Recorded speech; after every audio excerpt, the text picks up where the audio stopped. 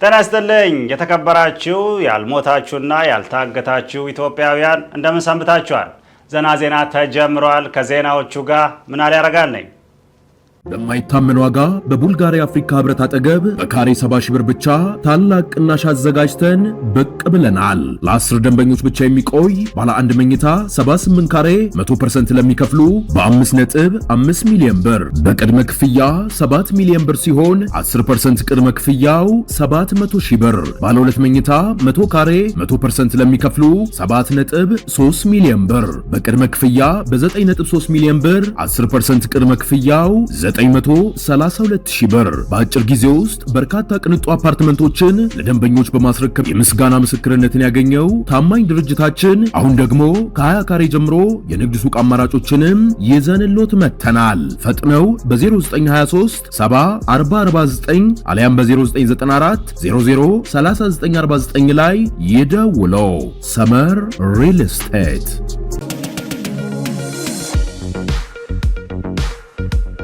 ወደ ቀዳሚ ዜና እናልፋለን። ለታገቢኛለሽ ጥያቄ መኪና ሙሉ አበባ የሰጠው ወጣት የፍቅረኛውን ልብ ሲያስከፍት ቤተሰቦቿ ደግሞ የአበባ ሱቅ ከፈቱ። ያልጠወለገች ልጅ በሚጠወልግ አበባ የቀየሩት ቤተሰቦቿ አበብሽ አበባ እየዘፈኑ ሲሆን ታናሽ እህቷም ከታላቋ ተምራ አበባ ሳይሆን የአበባ እርሻ የሚያመጣ ባል እንድታመጣ እየገፋፏት ነው። በቤተሰቦቿ እየተገፋፋች ያለችው ወጣት አበባ ፍለጋ ስትዞር እሾህ ላይ እንዳትወድቅ ስጋት አለ።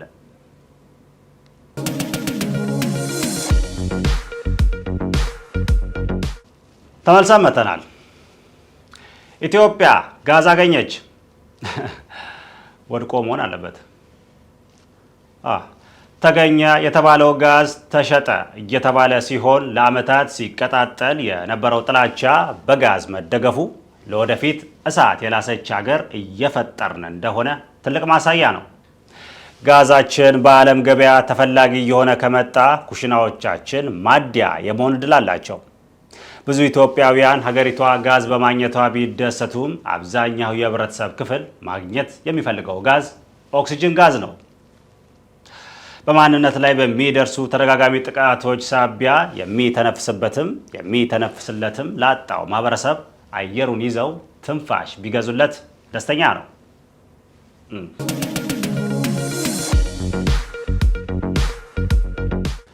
የሳይክል መንገድ ላይ አህያ የነዳው ግለሰብ ትልቅ ቅጣት ተሸከመ። የሳይክል መንገዱን ዴሊቨሪ የሚሰሩ ሰዎች ቢጠቀሙበትም ቅጠል የተሸከመ አህያም የሚሰራው ያው ዴሊቨሪ ነው። በኤሌክትሪክ የሚሰራ አህያ ባለመኖሩ ለቅጣት የተዳረገው ግለሰብ አረንጓዴውን ከተማ እንዲግጡ የተፈቀደላቸው ውስን ሰዎች መሆናቸውን አላወቀም። በዚሁ መሰረት ግለሰቡ እጁ ላይ ያለውን አህያ ይዞ ከከተማ በመውጣት የገጠር ኮሪደር ላይ ለማስሮጥም ለማስጋጥም የስራ ሞራሉም የስራ ጅራፉንም አስነስቷል።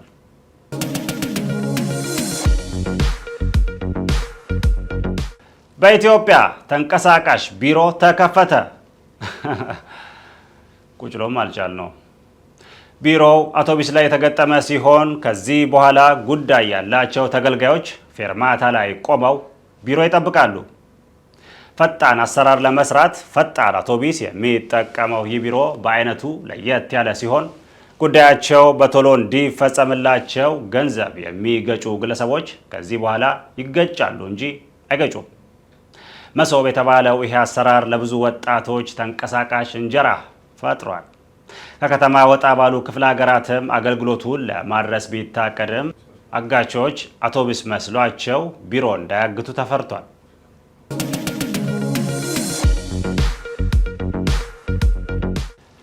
ሰባተኛው ሀገራዊ ምርጫ ልክ እንደ ስድስተኛው በሰላም ተጠናቀቀ። ስምንተኛው ምርጫ እስኪደርስ በዳሽሙላ የሚኖረው ህብረተሰብ በነቂስ ወጥቶ ይገለኛል፣ ይጠቅመኛል ያለውን ፓርቲ ሲመርጥ ውሏል። አሸናፊው ፓርቲ ከብላክቦርድ ከምርጫ ቦርድ ጋር በመተባበር የምስጋና ፓርቲ ያዘጋጃል ተብሏል። ምርጫውን አስመልክቶ አንዳንድ ግለሰቦችን ዘና ዜና አነጋግሯቸዋል። እንደሚከተለው ይቀርባል። አቤት ምርጫ፣ አቤት ምርጫ! ምርጫማ እንደዚህ ነው። መረጥኩ እኮ እኔ አሁን ሞቼ ነበር። ይሄው እንደምታየኝ ነው። ተገንዤ አብቅቶ ትዝ ሲለኝ ለካ ምርጫው ነበር። ድንግጥ ብዬ ነው ነፍስ የዘራሁት። እንዴ ሳልመርጥም አልሞትም። እየሮጥኩ ነው የሄድኩት ወደ ምርጫ ቦርድ ምርጫ ጣቢያ እየሮጥኩኝ። እንደውም እዛ በችኮላ ስገባ ሰልፍ ላይ ያሉትን ሰዎች ገፋፍቻቸው ስገባ እንዴ ፋዘር ተረጋጉ፣ ምንድነው ሊሞቱ ነው እንዴ አሉኝ። አሁን ልሞት ነው ግን አሁን አልሞትም መርጬ ነው ሞት አልኩኝ። ቀጥታ ከሬሳ ሳጥን ቀጥታ ነው ምርጫ ሳጥን ውስጥ ያልኩት። እውነቴን ነው የምልህ ልሞትልህ እንዴ ይኸውልህ የኔን ድንኳን የተጠቀመው ምርጫ ቦርድ በቃ ከዚህ በላይ ምን ልበልህ እንግዲህ ምን ልበልህ ከዚህ በላይ ምን ደስ የሚል ነገር አለ እንዴ? ለኔ እንባ ሊሰጥ የመጣው ነው ድምጽ የሰጠው።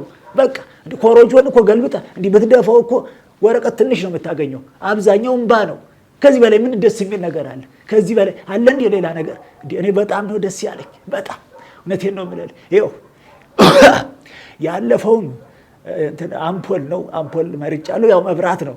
አሁንም ያው ስንዴ ነው የመረጥኩት፣ ያው ምግብ ነው እንግዲህ መብራትና ምግብ ነው የመረጥኩት ማለት ነው። ከዚህ ምን ትማራላችሁ መሰላችሁ? የሰው ልጅ ሁልጊዜ መምረጥ ያለበት ቤቱ የማያገኘውን ነገር ነው። በተያያዘ እጅ የሌለው ግለሰብ ምርጫውን በጥርሱ እንደመረጠ ተሰምቷል። ድምፅ በጥርስ የሰጠው ወጣት አድናቆት ያገኘ ሲሆን እሱ ካርዱን ሲነክስ ፓርቲው ደግሞ ህዝቡን እንደሚነክስ ትልቅ ማሳያ ነው።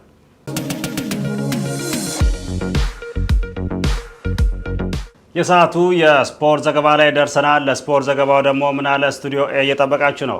እንደምን ዋልክ? አለን። ከተማችን ላይ የቦክስ ስፖርት እያየን ነው። እንዴት አየው? ቦክስ በጣም አሪፍ ነው። በተለይ ትንሽ ከጠጣ ታጠጣዋለህ። አሁን እናንተ ቦክስ ብንገጥም ማንም ያሸንፍ ይመስላል? ብልጽግና። አዎ ልክ ነህ። እሱ እኛ ስንደማ እነሱ ያሸንፋሉ። ለማንኛውም ዘና ስፖርትን መቀጠል ትችላለህ። ተመልሰን እንገናኛለን። አመሰግናለሁ። ጤና ይስጥልኝ የተከበራችሁ ተመልካቾቻችን፣ የሰዓቱ ዘና ስፖርት ተጀምሯል። ከዜናዎቹ ጋር ምን አደረጋለኝ? በማይታመን ዋጋ በቡልጋሪያ አፍሪካ ህብረት አጠገብ በካሬ 70 ሺህ ብር ብቻ ታላቅ ቅናሽ አዘጋጅተን ብቅ ብለናል። ለ10 ደንበኞች ብቻ የሚቆይ ባለ አንድ መኝታ 78 ካሬ 100% ለሚከፍሉ በ5.5 ሚሊዮን ብር በቅድመ ክፍያ 7 ሚሊዮን ብር ሲሆን 10% ቅድመ ክፍያው 700 ሺህ ብር። ባለ 2 መኝታ 100 ካሬ 100% ለሚከፍሉ 7.3 ሚሊዮን ብር በቅድመ ክፍያ በ9.3 ሚሊዮን ብር 10% ቅድመ ክፍያው 932 ሺህ ብር። በአጭር ጊዜ ውስጥ በርካታ ቅንጡ አፓርትመንቶችን ለደንበኞች በማስረከብ የምስጋና ምስክርነትን ያገኘው ታማኝ ድርጅታችን አሁን ደግሞ ከ20 ካሬ ጀምሮ የንግድ ሱቅ አማራጮችንም ይዘንሎት መጥተናል። ፈጥነው በ0923 70 አሊያም በ0994 003949 ላይ ይደውለው። ሰመር ሪል ስቴት።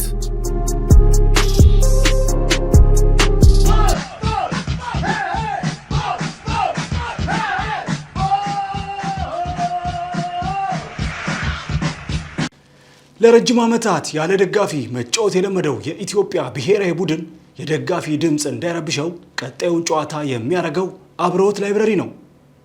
ጸጥ ያለ ሜዳ የለመደው ብሔራዊ ቡድን ኮሽታ ከሰማ ስለሚንኮሻኮሽ ላይብረሪ ውስጥ ተጫውቶ በጥሞና ኳስ ለመቀባበል አቅዷል።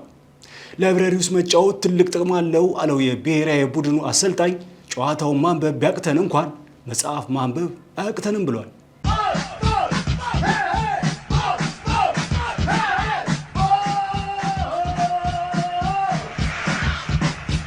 በኢትዮጵያ ፕሪሚየር ሊግ 0-0 የሚጠናቀቁ ጨዋታዎች ተበራክተዋል። ለከተማችን ሰላም በአንድነት እንቆማለን ያሉት ቡድኖች የሊጉን ሽልማት ትተው የኖቤል ሽልማት እየጠበቁ ነው።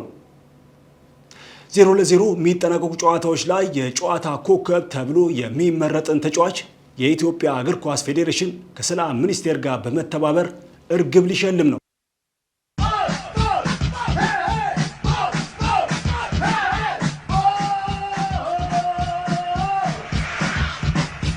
በሴቶች እግር ኳስ ውስጥ የተጫዋቾች ቅጥር ላይ የሚሰሩ ደላሎች አይታወቅብንም ብለው የቤት ሰራተኛ አስቀጠሩ። በደላላ የተቀጠሩት ተጫዋቾች አሰልጣኛቸውን እትዬ ያሉ ሲሆን ሰው ፊት ቁምጣ እናረግም በቀሚስ እንጫወታለን ማለታቸው ግራ አጋብቷል። ቴስታ ለመምታት ሻሽ ማሰር አለብን ያሉት እነዚህ ተጫዋቾች ትሬኒንግ ላይ ኳሱን ትተው ወጥ እያንጠባጠቡ ነው። በዚያ አያያዛቸው ከሄዱ ጨዋታ መሃል ላይ እናቴ ታማለች ሰው ፈልጉ ይላሉ።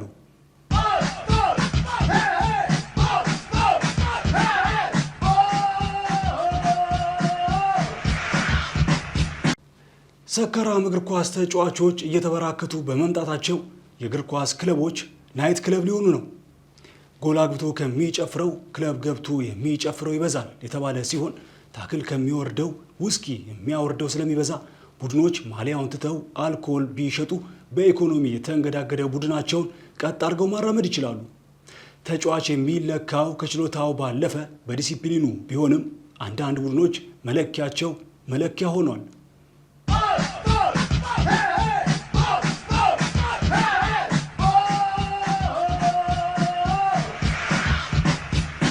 በኢትዮጵያ እግር ኳስ የቫር ዳኝነት ስላልተጀመረ ከቀጣይ ዓመት ጀምሮ ዳኞች መሀል ላይ ያስጀምራሉ።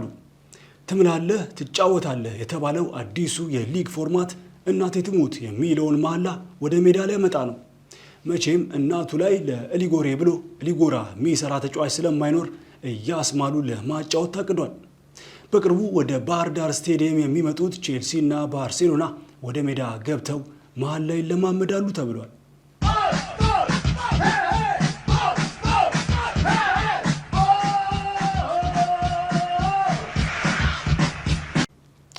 አርቲስቶችና ባለስልጣናት ተባብረው የበሉትን ብር ጠቅላይ ተጫወቱት። ጨዋታውን ባለስልጣናት በሰፊ ጎል ልዩነት አሸንፈዋል። ስቴዲየም ገብቶ ጨዋታውን የተከታተለው የበይ ተመልካች ጥሩ ጨዋታ የተመለከተ ሲሆን ዘና ስፖርት ከሁለቱም ቡድኖች ተጫዋቾች ጋር ቆይታ አድርጓል። እንደሚከተለው ይቀርባል። ጨዋታውን አሸንፈናል። እንዳያችሁት ነው። በጣም አሪፍ ጨዋታ ነበረ። አርቲስቶች ዝም ብለው ነው፣ እኛ ከፍተኛ ግምት ሰጠናቸው ነበር። ምንም አይችሉም። ለካ አርቲስቶች መድረክ ላይ እንጂ ሜዳ ላይ መጫወት ብዙም የሞቱ ናቸው። መቼ ለእነሱ ተብሎ ታዲያ ሜዳው መድረክ አይሆን ወይስ እነሱ እንዲጫወቱ ቆንጆ ሴት መምጣት አለበት? ለምደ ማስቀው አንተ ጋዜጠኛ እየቀለድኩ መሰለኝ አይደለ? አስወጡት እስቲ አስወጣኝ። እኛ ስናወራ ማጨብጨብ ነው ያለባችሁ። መኮሳተር እንዴት ነው ነገሩ? እኒሃው እኛ በነፍሳቸው ነው የተጫወትንባቸው። ያው እኛ ደግሞ በነፍስ መጫወት ብዙም እኔ ተከላካይ ነበርኩ። ለምሳሌ አንድ ሰው ያለፈኝ የለም። አንድ ሰው አልፎኛል። ግን ያው እሱን ተቀባብሎ አይደለም አቀብሎ ነው። ዝም ብሎማ ማለፍ አይቻልም። ዝም ብሎ ቢያልፍ መቼም አያልፍለትም። በእርግጥ ፍላጎት ሊኖር ይችላል፣ ማለፍ ፍላጎት ሊኖር ይችላል። አይደብረኝም። እኔም ቤቱን ለልማት ፈልገው አይደብረውም። ቫይስ ቨርሳ ነው። ጋይብቷል። እኛ በደንብ ተጫውተናል። ሳጥን ውስጥ 3 ጊዜ ነው 4 ጊዜ ብቻ በእጄ ነክቻለሁ። እነሱ ጮሁ። ግን እንኳን ኳሱ ዳኛው ራሱ በእጃችን ነው። አንድ ስልክ መደወል ቀላል ነገር ነው። እነሱ ግን ጮሁ በጣም ዳኛ በደለን ምናምን ጩኸት። እኛ ጩኸት እንኳን 11 ሰው 120 ሚሊዮንም ሰው ቢጮህ እኛ መስሚያችን ኦፍሳይድ ነው። እኒሃው እንዳያችሁት ነው። ድሉን ተቀናጅተናል። ጥሎ ማለፍ ነው። አርቲስቶችን ጥለን አልፈናል። ዋናው ነገር እሱ ነው። ቀጣይ ጨዋታችሁ ጋዜጠኛ ጋር ነው ተባብለናል፣ ተነግሯል። እንጫወታለን ከጋዜጠኞች ጋር። ካሸነፍናቸው አዲስ አበባ፣ ከተሸነፍን ያው አዋሽ አርባ እንገናኝ። ጨዋታው ከባድ ነበር፣ በጣም ከባድ ነበር። በቃ በዚህ ጨዋታ የተረዳሁት ነገር በቃ ከባለስልጣኖች ጋር መጋፋት በጣም ከባድ ነገር ነው። ኳስ ራሱ አታገኝም። አንድ ልታውቁት የሚገባው ነገር ከባለስልጣን ጋር ኳስ ስትጫወት ኳስ ራሱ የምታገኘው በሰው ነው። በቃ ዝም ብሎ አይደርስም ኳስ። በቃ አንድ ሰው ለ5 ነው የሚይዙት። ምንድን ነው ስትላቸው 1 ለ5 ይለዋል። በጣም ችግር ነው። በቃ ኳስ ምንጫችንን ያደረቁም እና እኛውን 1 2 3 ሳጥን ውስጥ ምናምን ለመግባት ሞክሬ ነበረ። ቅጣት እንደውም አግኝቻለሁኝ እና ቅጣቱን ሞከርኩት፣ ጎሉ ወጣ። እነሱ ግን ስብሰባ ገቡ። ከዛ በቃ ሰኞኑ ምናምን ብለውን በቃ 2 ጉርድ ቁምጣ አምጡ፣ ማሊያ ኮፒ አድርጋችሁ አምጡ ያላሉን ነገር የለም። በስንት መከራ ነው ጨዋታውን ራሱ የጨረስነው። አንደኛ በጣም ነው የሚጣለፉት፣ በጣም ነው የሚጣለፉት። እንዴ እኛ ስንጠለፍ ህዝብ ላይ ነው የምንወድቀው። እነሱ ግን እንደምታዩ ብጠልፋቸው ራሱ አይወድቁም። ለምን አትለኝ? ብሔር ይደገፋሉ። እኔ አሁን ወድቄ ነበረ። ወድቄ ራሱ እርዳታ ራሱ ማግኘት አልቻልኩኝም። እውነቴን ነው የምነግርህ። ምንም እንደውም በተኛሁበት ሆኜ በቃ እርዳታ አልመጣልኝም። ባይሆን ግጥም መጣልኝ። እሱ እንድልላችሁ ደስ ይለኛል። እንደውም ግጥም እንኳን ደስ አላችሁ ሁላችሁ ባለስልጣናቱ፣ እንኳን ደስ አላችሁ። ተጫወትን ዛሬ እንዴት ደስ እንዳለኝ። ገንዘብ ስለማገኝ እሱም ማየት ይቀራል። ትከሻ ስትገፉን ደግሞም ስንወድቅ መሬት የሌለ ነው ቢገኝ ደግሞ መሬት እንሰራ ነበር 2 መኝታ ቤት ወይም ለሚኮራ ወይም ሸገር ሲቲ በቂ ነው ዛት ሲቲ 11 ወንበሮች ወጥ ወደ ሜዳ ቢሮ ሰው ሲመጣ ማን ያስተናግዳል? የለም በይ ስብሰባ ላይ ናቸው ሊባል ነው መሰለኝ። እኔ ምን አገባኝ ፋይዳ ጨርሻለሁ። እናልሽ ሀገሬ አርቲስት ባለስልጣን የሚጫወትብሽ እንዴት ነሽ ሀገሬ ዱባይን መስላለች። እንደዚህ ዘና ስፖርት እዚህ ላይ አብቅቷል። ስለ ተከታተላችሁን እናመሰግናለን። ወደ ዋናው ስቱዲዮ መልሳችኋለሁ።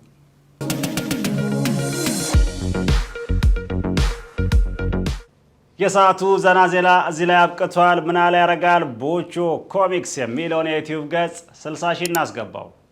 እዚህ ጋር ግድ ነው ነግሬያለሁ።